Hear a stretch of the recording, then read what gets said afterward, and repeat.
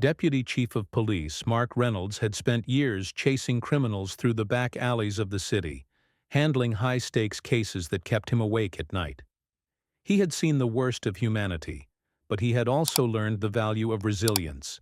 After decades of service, he had finally decided to build something of his own, his dream home. The land he purchased sat at the edge of an upscale gated community, a place that seemed perfect for a fresh start. It was quiet, lined with pristine sidewalks, manicured lawns, and towering oak trees that whispered in the evening breeze. To Mark, it wasn't just a piece of real estate. It was a symbol of everything he had worked for. A home where he could finally find peace. The construction had begun smoothly. The foundation was laid, the framework erected, and soon the skeletal structure of his dream home stood proudly against the skyline. Every day after his shift, Mark would drive to the site, watching as the workers turned blueprints into reality. He had personally approved every material, every detail. He wanted it to be perfect. But then the first letter arrived. It was tucked neatly into his temporary mailbox, a stark white envelope with an official-looking HOA seal stamped on the front. At first, Mark assumed it was just a welcome packet, or an update on neighborhood policies. But as he unfolded the letter, his eyes narrowed. Immediate notice of construction violation. His jaw tightened. The letter claimed his construction violated community aesthetic guidelines, and that he had failed to get approval for external modifications. It demanded that all work be halted immediately. Mark exhaled slowly, his instincts kicking in. Something felt off. He had followed every legal requirement, obtained all necessary permits, and filed the plans with the county. There was nothing out of line. A deep voice interrupted his thoughts. "Problem, sir?" It was one of the foremen, Danny, a burly man in his 50s, who had been working construction longer than Mark had been a cop. Mark handed him the letter. Danny skimmed it, then let out a low whistle. "Ah, hell. HOA trouble. These folks are worse than the city inspectors." Mark had dealt with criminals, murderers, and con artists. But HOAs? That was a different battlefield altogether. Still, he wasn't about to back down. He folded the letter and slipped it into his pocket. "Let's see what they have to say," he muttered, already planning his next move. He had no idea that this was only the beginning, and that the people behind this letter had no idea who they were dealing with. Hey, real quick, if you're enjoying the video so far, make sure to hit that like button, share it with friends, and subscribe for more awesome content. And while you're at it, drop a comment and let me know where you're watching from. All right, let's keep going. Mark sat in his truck, the HOA letter still in his hand, his thumb pressing against the embossed seal, as if expecting it to reveal something more sinister beneath the surface. His gut told him this wasn't just a bureaucratic mix-up. He had been in law enforcement long enough to recognize when someone was trying to pull a power move. He exhaled sharply and reached for his phone. A quick search led him to the HOA's contact information. He tapped the number, pressing the phone to his ear as he watched the construction crew continue working. "This is Helen Carter, President of the Oak Ridge Homeowners Association," a sharp voice answered after the second ring. There was no warmth, no hint of welcome, just a clipped businesslike tone. "Mark Reynolds. I received a letter about my construction violating HOA rules. There must be some mistake. I filed all the necessary permits." There was a pause, the kind that stretched just long enough to suggest the person on the other end was choosing their words carefully. "Deputy Chief Reynolds," Helen finally said, her tone changing slightly. "I see. Well, your permits may be valid with the county, but our community has its own guidelines. Your construction was never approved by the HOA board." Mark frowned. "Never approved? That's funny because I reviewed the HOA bylaws before I broke ground. Nothing in them says I need HOA approval for a custom home, just that it must meet zoning regulations. And mine does." Helen sighed, the sound laced with exaggerated patience. "I don't expect you to understand the nuances of our policies, but the board has final say on any major modifications within the community. Your construction is disruptive to the neighborhood aesthetic. If you don't halt immediately, we will pursue legal action." Mark could feel his pulse slow, the way it always did right before he walked into a dangerous situation. "Legal action? Over a house?" "Over your failure to comply," Helen corrected. "Consider this your first and only warning." Mark's fingers tightened around the phone. He had dealt with plenty of power-hungry bureaucrats in his career. He knew their type, the ones who mistook authority for absolute control. But he also knew something else. When people acted this aggressively, it was usually because they had something to lose. "I'll tell you what, Ms. Carter," he said, his voice calm, controlled. "I'm going to keep building, and if you really think you can stop me, go ahead and try." He ended the call. Before she could respond, Danny, the foreman, had been watching from a few feet away. He arched an eyebrow. "Let me guess, she ain't happy?" Mark let out a dry chuckle. "Not even a little," Danny sighed, rubbing a hand over his stubbled chin. "I've seen HOAs pull this kind of stunt before. They nitpick some nonsense rule hoping you'll back down or sell. Some folks get scared, others get mad." "I don't scare easy," Mark muttered. "Then I hope you're ready for a fight," Danny warned. "Because something tells me this ain't over." Mark watched as the sun dipped lower in the sky, casting long shadows over the skeletal frame of his unfinished house. He had built his entire career on standing his ground against threats. He wasn't about to stop now. But what Mark didn't know was that Helen Carter had already made her next move. And this was just the beginning. Mark had faced criminals who thought they were untouchable, mob bosses, corrupt officials, even serial offenders who believed they could outsmart the law. Helen Carter? She fit right into that category. The way she had tried to shut him down so swiftly didn't sit right with him. It wasn't about the house. It was about control. And Mark Reynolds had never been one to play by someone else's rules. Sitting in his home office, he leaned back in his chair, a steaming mug of coffee untouched beside him. His laptop screen glowed in the dim room as he combed through every document he could find on the Oak Ridge HOA. Public records, financial disclosures, complaint logs, anything that could tell him more about Helen Carter and the board she controlled. The deeper he dug, the worse it got. Helen had been HOA president for over a decade, winning re-election every term with no opposition.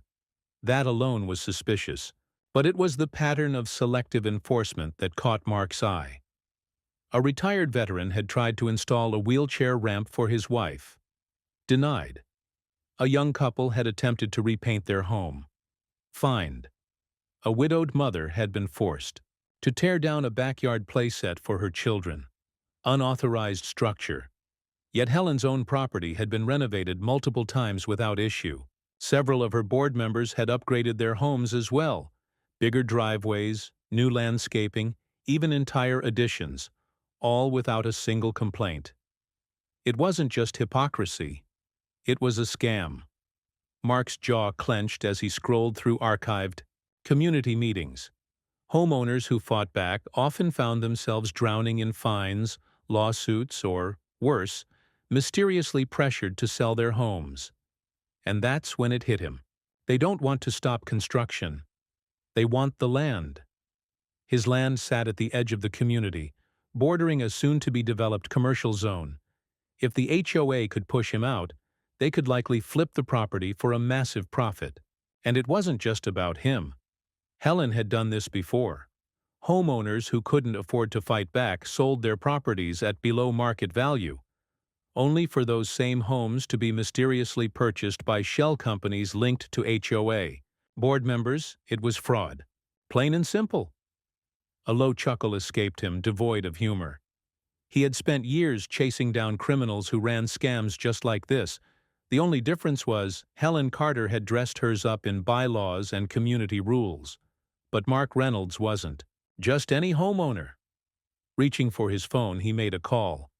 The line rang twice before a gruff voice answered. Reynolds, didn't expect to hear from you after retirement talk. Hey, Jackson, need a favor. Can you pull records on a few people? For me, particularly financials, property transfers, dirty money kind of thing? Jackson was a detective in financial crimes, the kind of guy who could smell fraud a mile away. That depends. Who pissed you off? Mark smirked. An HOA president who doesn't know when to quit. There was a pause, then a chuckle. Oh, this is gonna be fun. Mark hung up and exhaled, the tension in his chest uncoiling just slightly. He had names, motives, and a trail of fraudulent activity. Now, he just needed proof. And he had a feeling Helen Carter was about to make a big mistake. Mark stood in front of the half-built framework of his home, hands on his hips, watching as his construction crew packed up their equipment. Their faces were tense, avoiding his gaze as if they had been caught in the middle of something far bigger than a simple home build. Because they had. An official stop work order had been nailed to a wooden beam near the entrance of the site, stamped with both the HOA's seal and a city official's signature. It was a full shutdown. Helen Carter had wasted no time retaliating. Mark clenched, his jaw as he pulled the paper down and read through the violations. Most of them were absurd. Zoning technicalities that hadn't been an issue until today. Excessive noise, improper material storage, unauthorized modifications, bull. Every single claim was a fabrication. Behind him, Danny, the foreman, let out a slow whistle. They ain't messing around, huh? They're trying to bury me. Danny scratched his chin. You want us to push back? We can appeal, but it'll take weeks, months even. That was the play. Helen knew delays meant money, and she was betting on Mark not wanting to bleed cash while lawyers sorted things out. It was death by paperwork. And if Mark backed down now, it wouldn't just be a lost battle. It would be a surrender. Shoving the notice into his pocket, he marched toward his truck and dialed the HOA's office. It rang once, twice. Then, Oak Ridge Homeowners Association. This is Helen Carter speaking. You really think this is going to work? Mark's voice was low, measured. Helen sighed, as if she were dealing with a particularly slow student. Mr. Reynolds, we gave you every opportunity to comply. The board has decided that your construction is an eyesore and a disruption to the community. And I suppose the city inspectors showing up out of nowhere was just a coincidence? We simply informed the proper authorities, she said smoothly. They determined your project was in violation. It's out of my hands now. Lies. Every word was a carefully constructed trap. You think you're untouchable, don't you? Helen chuckled. I think you're out of your league, Mr. Reynolds. You should consider cutting your losses before things get unpleasant. A warning. A thinly veiled threat wrapped in legalese and bureaucracy. Mark's grip on the phone tightened. He had dealt with drug lords, gang enforcers, and white-collar criminals who thought they were invincible. But they all had one thing in common. They always made a mistake, and Helen Carter had just made hers. We'll see about that, he said, and hung up. He exhaled slowly, his mind already shifting gears. Helen was confident. Too confident. She had pull at City Hall, enough to get inspectors out here at a moment's notice. That meant this went beyond just the HOA. Someone higher up had a vested interest in making sure his house never got built. Developer? A politician? Whatever it was, Mark knew one thing for certain. This wasn't just about community aesthetics, this was about power. And they had just forced him into a fight they weren't ready for. Mark sat at his desk, the glow of his laptop casting shadows across his face. The stop work order was pinned to the corkboard beside him, but his focus was elsewhere. His gut had been right. This wasn't just about a house. It was about power, control, and money. With years in law enforcement under his belt, he knew how to follow a trail even when it had been carefully covered. and Helen Carter had left breadcrumbs. Mark started with the HOA's financial records. These were supposed to be publicly accessible, but getting them wasn't easy. Helen had buried them in layers of bureaucracy, making homeowners go through endless paperwork just to see how their own money was being spent. But Mark had connections. A quick call to Jackson, his old friend in financial crimes, got him access to 6 years of HOA financial statements. What he found made his skin prickle. Excessive maintenance fees, tens of thousands of dollars funneled to a company called Carter Property Services. A quick check showed it was registered under Helen Carter's brother.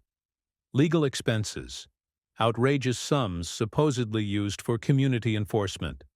In reality, most of the money went to a law firm that specialized in real estate acquisitions.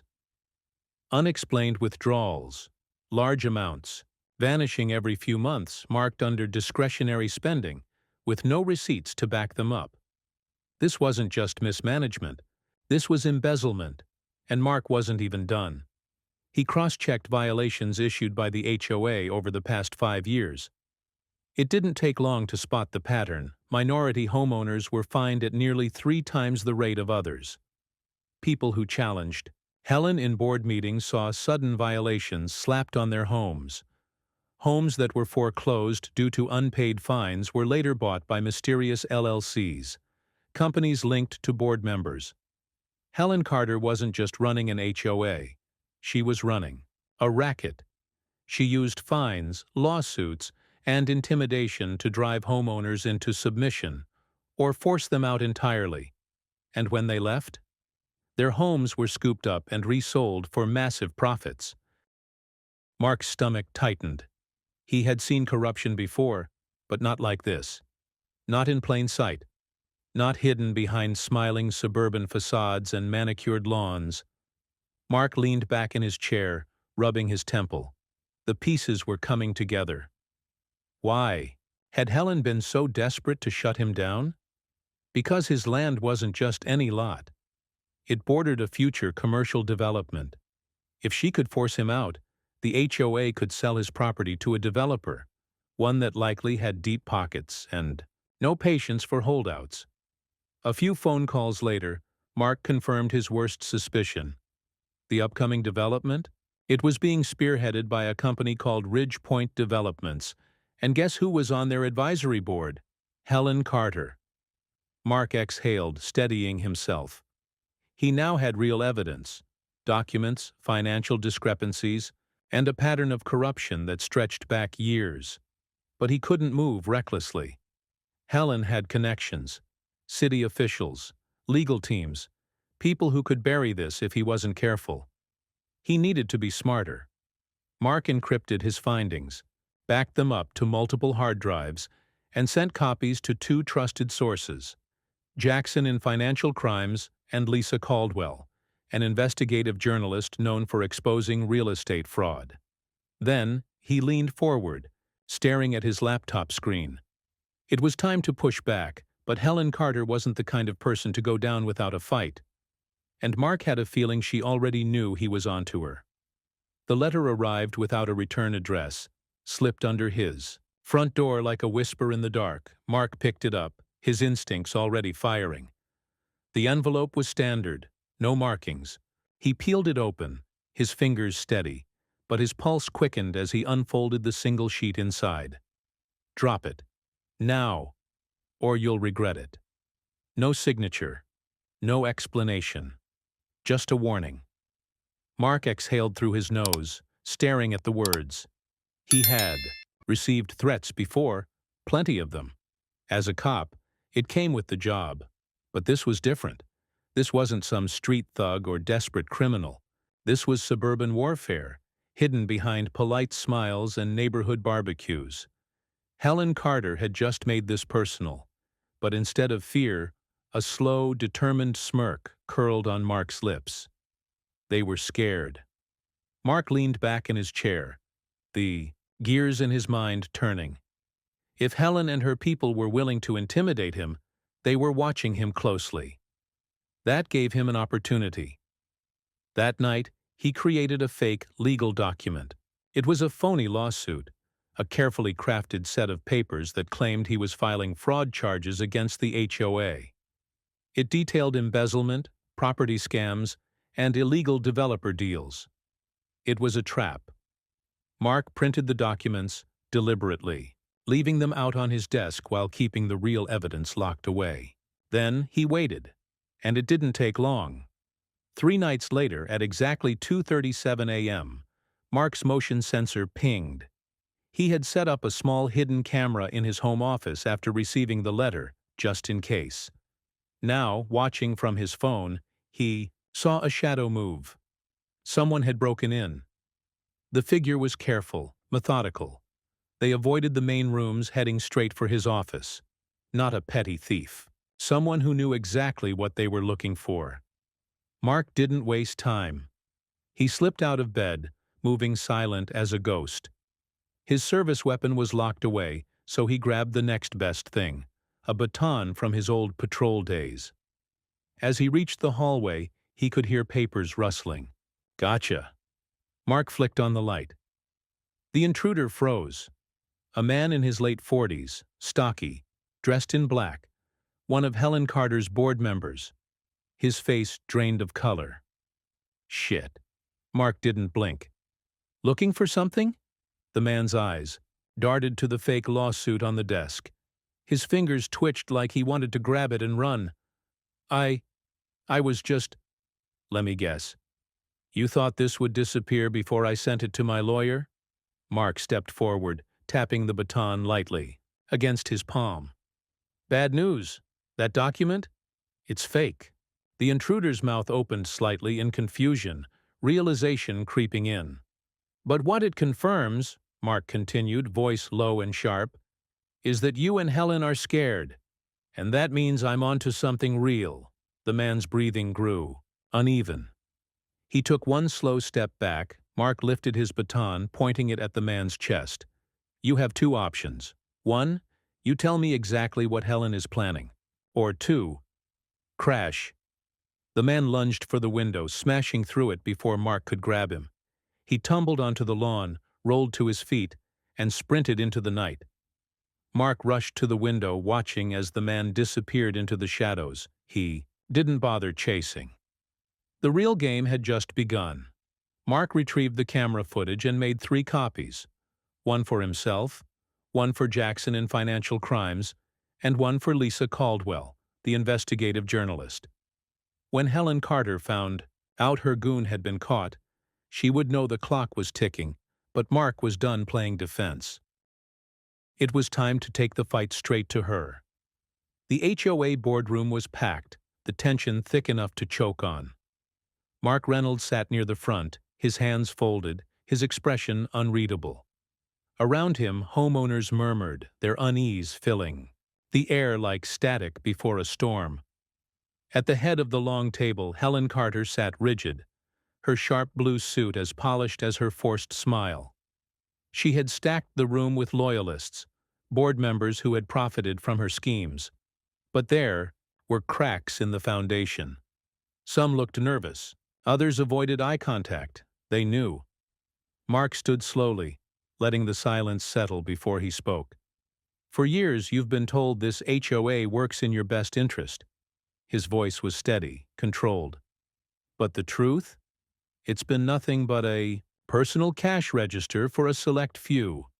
Helen let out a scoffing laugh. Mr. Reynolds, if you're going to waste our time, at least... Mark didn't let her finish. He pulled out a folder and slapped it onto the table. These are financial records, showing unauthorized withdrawals from HOA funds. Tens of thousands funneled into shell companies linked to you, Helen. A ripple of whispers swept through the room. Helen's fingers twitched. That's a bold accusation, she said, her voice tight. Mark wasn't done. He pulled out another file. These are violation notices you personally approved, targeting homeowners who refused to sell their property. People who fought back were hit with fines until they had no choice but to leave. And guess what? Their homes were later bought by LLCs linked to your board members. One of the board members shifted uncomfortably. Another rubbed his temple, realizing they were sinking fast. Helen's face remained stone cold, but Mark saw it. The flicker of fear behind her eyes. "This is absurd," she snapped. "You have no proof that I—" Mark raised his hand, cutting her off. "You're right. I don't have to prove anything." And then he delivered the final blow. "Because law enforcement already has everything they need." Helen stilled. The doors at the back of the room swung open. Two uniformed officers stepped in, their presence sending a shockwave through the room. "Helen Carter," one of them said, "you're under arrest for fraud, harassment, and misuse of community funds." Gasps. A chair scraped against the floor as Helen shot up. "This is ridiculous. I'm calling my lawyer." Mark leaned in slightly, just enough so only she could hear. "You should. You're going to need one." Helen's face twisted with fury as the officers pulled her hands behind her back. The room watched in stunned silence as the once untouchable queen of the HOA was led away in handcuffs. One of the board members, pale and sweating, finally spoke. "What happens now?" Mark turned to the homeowners. "Now?" He exhaled, glancing at the stunned faces around him. "Now we take our neighborhood back." The neighborhood had been silent for weeks. No more intimidating letters. No more bogus fines. No more whispered threats. Helen Carter was gone, her iron grip over the community shattered in an instant. But the damage she left behind was deep. Years of fear, manipulation, and corruption had poisoned the place. Mark Reynolds stood at the edge of his property, watching as workers poured the final layer of cement for his driveway. It was over. After months of battle, his dream home was finally becoming a reality. A voice pulled him from his thoughts. "Never thought I'd see the day." Mark turned to see David Simmons, one of the older residents who had lived under Helen's rule the longest.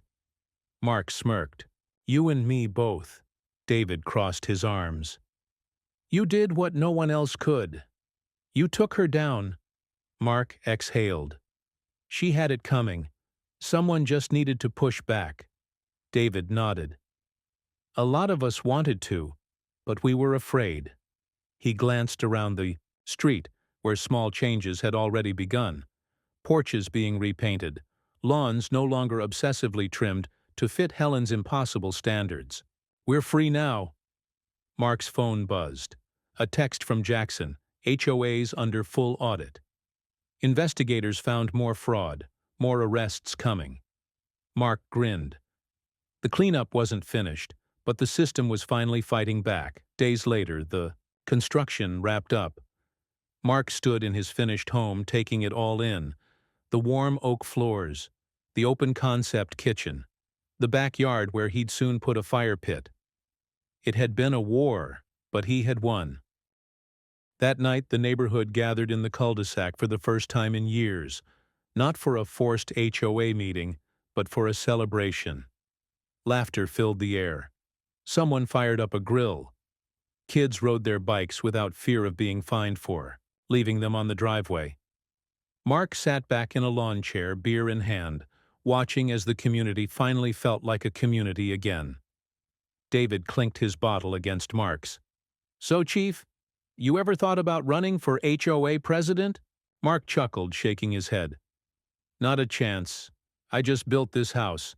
I'm here to enjoy it." David laughed. "Well, if you ever change your mind, you got my vote." As the fire pit crackled and neighbors traded stories, Mark looked around at the people who had once lived under fear but now stood together. This wasn't just his victory. It was theirs. And for the first time since moving here, Mark felt it. Home. If you enjoyed this video and want to see the next part, let me know in the comments. Don't forget to like, share, and subscribe to stay updated. See you in the next one. Your support means the world.